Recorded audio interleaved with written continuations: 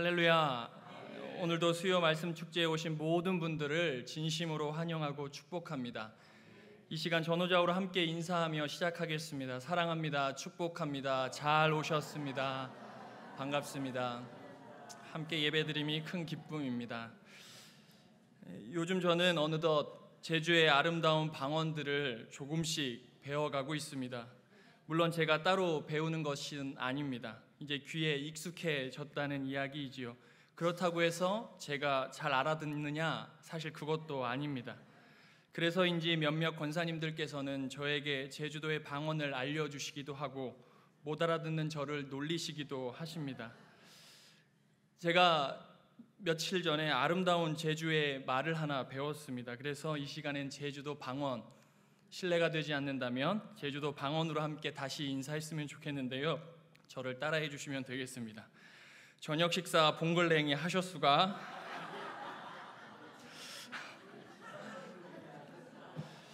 맞는지는 맞는 표현인지 아닙니까? 아니라고 하십니다. 제가 이거 한 두세 분의 검증을 걸쳐 한 건데 죄송합니다. 어디는 뽕글랑이라고 하고 어디는 봉글랭이라고 해서 그냥 권사님의 말씀을 신뢰했는데, 저녁 식사 맛있게 배부르게 이렇게 볼록 나온 것처럼 하셨냐라는 이야기죠. 의미만 통하면 되지 않겠습니까? 그렇다면 이 시간 하늘의 양식인 하나님의 말씀을 봉글랭이 먹는 귀한 은혜의 시간이 되셨으면 좋겠습니다. 저는 지난번 말씀을 시작으로 예수님의 산상수훈의 말씀을 함께 나누기로 하였습니다. 오늘은 그 두 번째 시간입니다. 예수님이 산 위에서 말씀하셨다 하여 붙여진 산상수훈의 말씀을 오늘부터 본격적으로 말씀 하나하나에 대해 살펴보고자 하는 것입니다. 산상수훈의 말씀을 시작하며 다시금 우리가 기억해야 하는 것이 있습니다. 예수님의 산상수훈은 새로운 시대를 여는 하나님의 말씀이라는 사실입니다. 다시 말해 하나님 나라에서 살아가는 하나님의 백성에게 반드시 필요한 말씀이 바로 오늘부터 우리들이 묵상할 산상수훈의 말씀이라는 사실입니다. 단순히 윤리적으로 도덕적으로 착하게 살아야 된다라고 하는 이야기가 아니라 하나님께서 예수 그리스도로 말미암아 열어주신 새로운 시대, 그 시대에 맞는 새로운 가치, 그 가치를 이야기하는 게 산상수훈의 말씀이라는 것입니다. 예수님께서 산상수훈을 시작하시며 마태복음 5장에서 5장 3절에서부터 10절까지 우리들이 너무나 잘 아는 말씀이고 유명한 말씀인 팔복에 관한 말씀을 하셨습니다. 그중 오늘은 3절과 4절의 말씀을 묵상하고자 합니다. 마태복음 5장 3절에서부터 10절까지의 팔복의 이야기는 우리가 너무나 잘 알고 있지요. 그래서 셈이 빠른 분들은 팔복이 아니라 7복이다, 9복이다, 10복이다 하는 등으로 나누어 이야기도 합니다.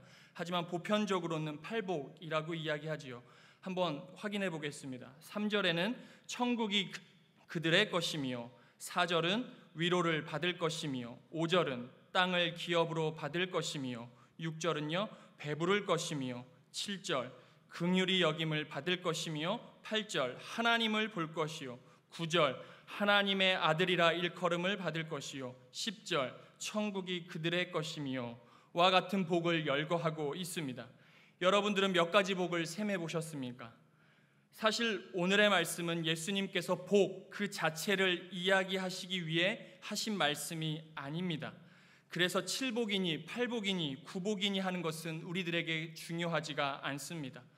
예수님께서 산상수훈의 말씀을 시작하시며 복된 사람들은 어떠한 사람들인지를 우리들에게 산상수훈의 8가지의 말씀을 통해 해주신다는 사실입니다.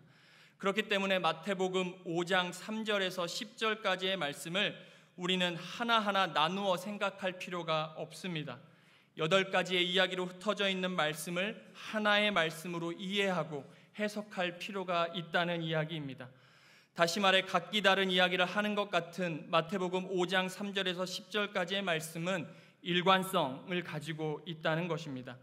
3절에서 10절까지의 복 있는 사람들로 대변되는 그들이라고 통칭하는 것을 보아도 동일한 사람들에게 동일한 내용을 가지고 예수님께서 말씀하신다는 것을 알 수 있습니다. 또한 3절에서 보면 천국이 그들의 것이미요로 시작해서 10절 천국이 그들의 것이미요라고 해서 끝이 납니다. 이것은 편집의 기술에 속하는 것인데 동일한 문구로 시작해서 동일한 문구로 끝난다는 것은 무언가 다른 이야기가 아니라 그 안에 하나의 이야기를 담고 있다고도 볼 수 있습니다. 그렇다면 우리가 흔히 그래서 너무나 잘 알고 있는 이 팔복이라 이름하는 이야기를 통해 예수님께서 본래 하시고자 하시는 말씀이 무엇인지 한번 살펴보겠습니다. 오늘 본문 3절의 말씀을 우리 함께 다시 한번 읽어보겠습니다. 심령이 가난한 자는, 새번역 성경에는 심령을 마음으로 번역하였습니다. 그래서 마음이 가난한 사람은 복이 있다, 하늘나라가 그들의 것이다 라고 기록되어 있지요. 결국 심령이든 마음이든 가난한 사람이 복이 있다라고 하는 말씀입니다. 가난 자체를 두고 하시는 말씀인지 가난한 사람들을 향해 하시는 말씀인지가 분명하지 않아 조금은 헷갈리기도 합니다. 오늘 본문에서 사용된 가난한이라고 번역된 원어의 뜻은 가난하다, 빈곤한, 구걸하는 이라는 뜻을 가지고 있습니다. 다분히 물질적이고 경제적인 뉘앙스를 풍기고 있지요. 적당히 가난함을 이야기하는 것이 아니라 구걸하여 살아가야 하는 절박한 가난함을 가리키는 단어입니다. 더 나아가 예수님께서는 이러한 가난한 사람들이 복이 있다고도 오늘 말씀하십니다. 왜냐하면 천국이 바로 이렇게 가난한 사람들의 것이기 때문이라는 것이지요. 그렇다면 우리는 가난한 사람들이 어떤 사람인지에 대해 알아야 합니다. 이것을 알기 위해 우리 불편하지만 이사야 61장 1절의 말씀을 함께 찾아 읽어보겠습니다. 이사야 61장 1절의 말씀입니다.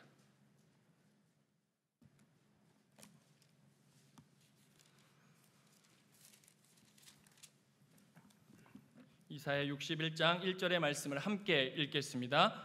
주 여호와의 영이 내게 내리셨으니 이는 여호와께서 내게 기름을 부으사 가난한 자에게 아름다운 소식을 전하게 하려 하심이라.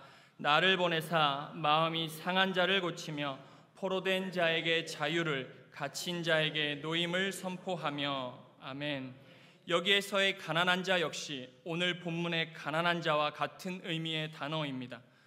오늘날 우리들의 생각 같아서는 달리 말해 가난을 물질적인 것만으로 생각하는 우리의 소견에는 가난한 사람들에게 복음이란 잘 사는 비결 정도는 알려줘야 그것이 복음이요 좋은 소식이라 할 수 있을 것입니다. 경제적 어려움을 겪고 있는 가난한 사람들에게 좋은 소식, 복음이라는 것은 다시 말해 경제적 어려움을 극복할 수 있는 구체적인 방법이어야 한다는 이야기이지요. 너무나 당연한 이야기입니다. 그런데 하나님께서는 가난한 자들에게 아름다운 소식이라 이름하는 복음을 전하고자 하신다는 것입니다. 마음이 상한 자, 포로된 자, 갇힌 자와 같은 가난한 사람들에게 아름다운 소식을 전하겠다는 것이지요. 결국 오늘의 본문에서도 그렇고 이사야 61장 1절에서도 그렇고 여기에서의 가난은 적어도 물질적 가난을 이야기하는 것이 아니라는 것입니다. 바로 마음이 상한 자, 포로된 자, 갇힌 자와 같은 무언가 영적인 가난함을 오늘 이야기한다는 것입니다. 그래서 심령이 가난한 자들이라고 표현한 것이지요. 마음이 가난한 자라고 표현한 것입니다. 결국 심령이 가난한 자든 마음이 가난한 자든 이 모두는 영적인 가난함 그리고 영적으로 무언가 문제가 있음을 가리키는 것입니다. 사랑하는 여러분, 오늘 본문에서의 가난함은 영적으로 가난하고 영적으로 무언가 문제가 생긴 사람들을 향해 하시는 말씀입니다. 그렇다면 영적으로 가난하다라는 게 또 무슨 의미일까요? 영적으로 가난하다는 것은 영적으로 무언가 결핍된 상태를 이야기합니다. 우리들의 삶에 무언가 결핍 현상이 일어나게 되면 우리는 자동적으로 채워져야 하는 사람들입니다. 채우는 것, 이것은 우리들의 본능과도 같은 것이지요. 그러하기에 결핍은 없다라는 것만 이야기하는 것이 아니라 동시에 채워질 수 있다라고 하는 것을 전제하고 있습니다. 오늘 본문에서의 영적 가난함 역시 없기에 복되다라고 하시는 말씀이 아니라 없기에, 영적으로 아무것도 없기에 하나님의 영으로 채워갈 수 있음이 복되다라고 하는 의미를 담고 있는 것입니다. 이렇게 하나님의 영으로 채워갈 수 있는 영적 가난함을 가진 사람들, 그 사람들이 천국을 소유하게 될 것이라는 이야기이지요. 그렇다면 우리는 어떻게 해야 영적 가난함을 알게 되고 깨닫게 되는 것일까요? 이 말씀을 묵상하기 위해 우리 마태복음 4장 17절의 말씀을 우리 다시 한번 찾아서 읽어보겠습니다. 마태복음 4장 17절의 말씀입니다. 우리 함께 읽겠습니다. 이때로부터 예수께서 비로소 전파하여 이르시되 회개하라 천국이 가까이 왔느니라 하시더라. 예수님께서는 많은 사람들에게 복음을 전파하시며 공생애를 시작하시며 회개를 먼저 이야기하셨습니다. 우리가 읽은 마태복음 4장 17절은 회개하지 않으면 가까이 와 있는 천국에 갈 수 없다라는 이야기이기도 합니다. 우리들의 삶에 회개가 전제되지 않고서는 아무것도 할 수 없다는 이야기이지요. 결국 오늘의 영적 가난함, 영적인 결핍은 회개로부터 가능하다는 이야기입니다. 회개를 통해 우리는 영적 가난함을 경험하고 그 경험을 통해 우리는 하나님의 은혜를, 하나님의 영을 우리의 마음 가운데 채워갈 수 있는 것입니다. 그러한 사람들이 복된 사람들, 그러한 사람들의 삶이 복된 삶이다라고 오늘 이야기하시는 것입니다. 더 나아가 그런 사람, 그런 삶은 천국의 삶이고 천국의 사람이라는 것이지요. 사랑하는 여러분, 우리 모두에게는 사실 이러한 경험이 있습니다. 회개를 통해 우리의 영적 가난함을 깨닫고 우리의 마음에 하나님의 영으로 가득 채웠던 그 경험 말입니다. 우리는 그렇게 하나님을 만났던 사람들입니다. 하지만 어느덧 우리의 마음은 영적 가난함을 경험하기보다는 우리들의 욕심으로 부요함을 현재 누리고 있습니다. 그러다 보니 그 욕심을 버려내기가 두려워지고 말았습니다. 비워야 하는데, 그래서 영적 가난함을 이루어야 하는데 우리는 그렇지 못하고 있는 것입니다. 회개조차 우리에게는 사치스러운 것이 되어버렸습니다. 옛날 회개를 뜨겁게 했던 우리들의 경험은 온데간데 사라져버린 것이 오늘의 현실입니다. 우리는 다시금 회개를 통한 영적 가난함, 그 가난함을 회복해야 하는 것입니다. 계속해서 본문 4절의 말씀을 함께 읽어보겠습니다. 본문 4절의 말씀입니다. 애통하는 자는 복이 있나니 그들이 위로를 받을 것이며. 아멘. 새번역 성경에는 애통을 슬픔이라고 번역하였습니다. 그래서 슬퍼하는 사람은 복이 있다. 하나님이 그들을 위로하실 것이다. 여기에서 사용되는 애통하다, 슬퍼하다라고 번역된 원어는 말 그대로 슬퍼하는 감정이나 행동을 나타낼 때 사용되는 단어입니다. 성경에는 슬픔을 나타내는 단어를 9개 정도 사용하고 있습니다. 그 중에 가장 처절하고 통렬하고 강한 슬픔과 비애를 가리키는 단어가 바로 오늘 본문에 등장하는 슬픔, 애통이라는 단어입니다. 마가복음 16장에서 예수님과 함께하던 사람들이 예수님의 죽음을 애통해하고 있는 그 장면에서 이 단어가 쓰여졌습니다. 또한 요한계시록에 보면 이 세상의 삶의 터전이던 큰 성 바벨론이 불타고 무너지며 그 안에 있던 모든 상품들이 불체 타서 없어지는 것을 보면서 장사꾼들이 울고 부르짖는 것을 오늘의 슬픔이라는 단어와 동일하게 사용했습니다. 예수님께서 상상수훈회를 통해 말씀하시는 슬픔, 애통이라는 단어는 극한의 비극적인 상황에서 극한의 슬픔, 그 슬픔을 나타내는 단어입니다. 그만큼 강한 슬픔과 견딜 수 없는 고통을 가리키는 단어이지요. 그렇다면 본문 4절에서 이야기하는 애통은 무엇 때문에 생기는 애통이겠습니까? 본문 4절에서의 애통, 슬픔은 우리가 바로 읽은 본문 3절과 연결되어 있습니다. 바로 영적 가난함과 관련되어 있다는 이야기입니다. 영적 가난함 때문에 애통하는 사람, 영적 가난함 때문에 가슴을 치며 슬퍼하는 사람들에게 오늘 예수님께서는 복되다라고 이야기하시는 것입니다. 이러한 애통함의 대명사가 성경에 등장하는 사도 바울입니다.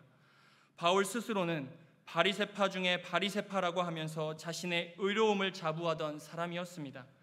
오늘날로 이야기하면 믿음 좋은 사람들 중에서도 둘째가라면 서운해할 그런 사람이 바로 바울이었습니다. 원래 그의 삶에서는 애통과 슬픔이란 찾아볼 수 없었습니다. 자신의 의로 인해 늘 웃고 즐거워하며 살았던 사람이 바로 사도 바울이지요. 그랬던 바울이 다메섹에서 부활하신 예수님을 만나고 그의 삶은 애통하는 삶, 영적 가난함으로 슬퍼하는 삶으로 변화되었습니다.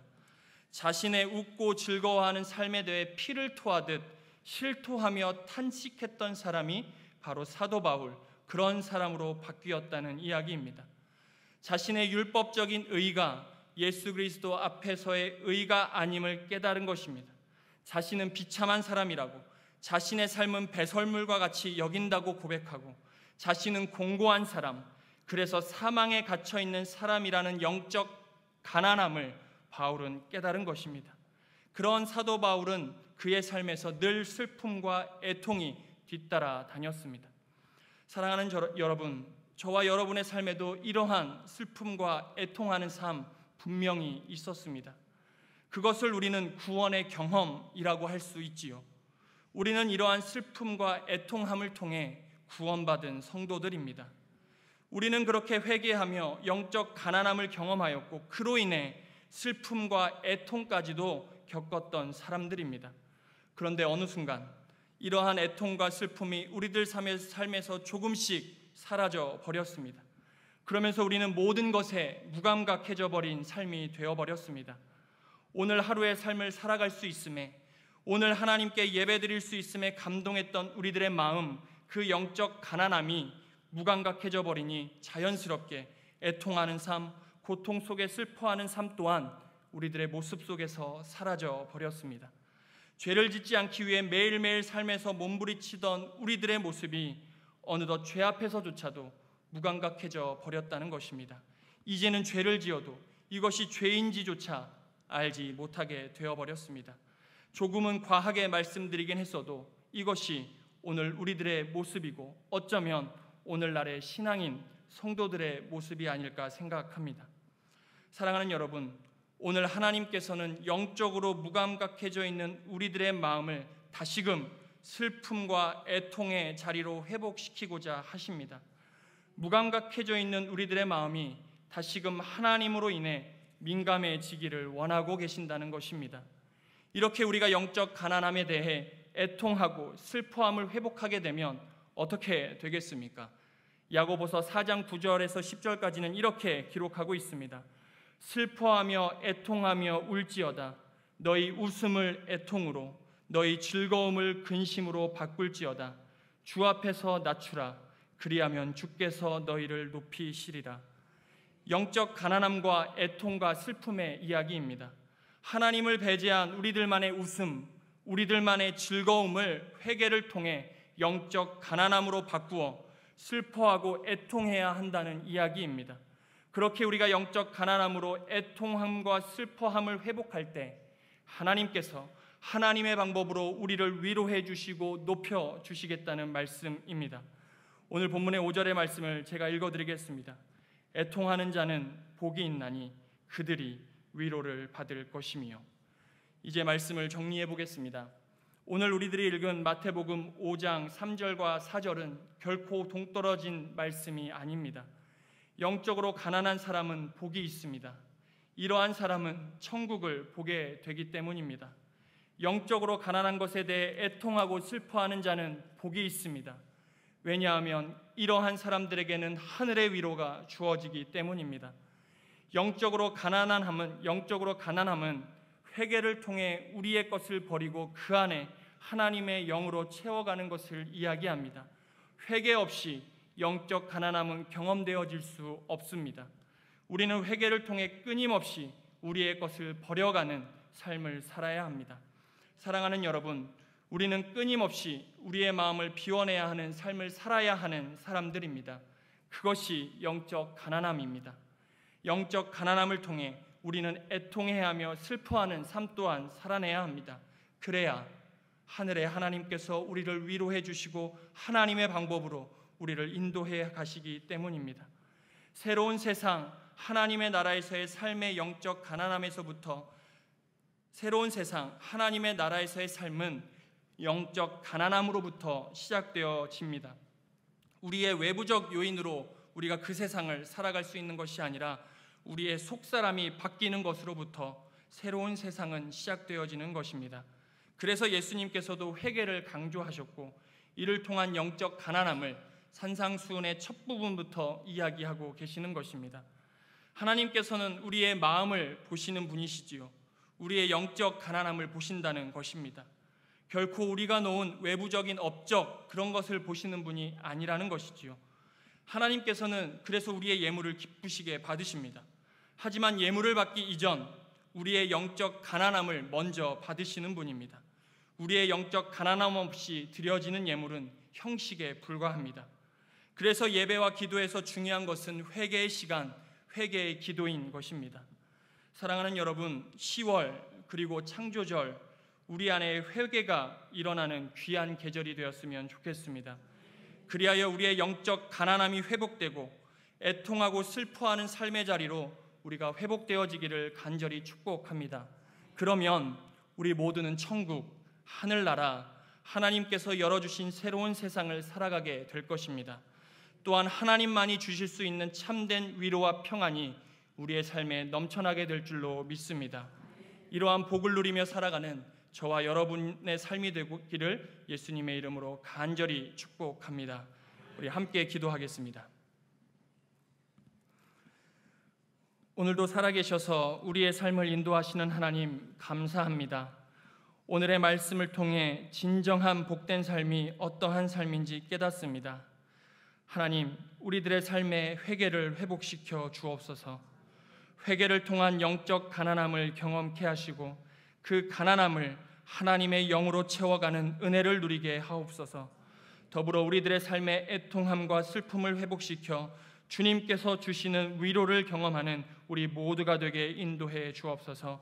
모든 것 주님께 맡기오며 모든 말씀 예수님의 이름으로 간절히 기도드립니다. 아멘.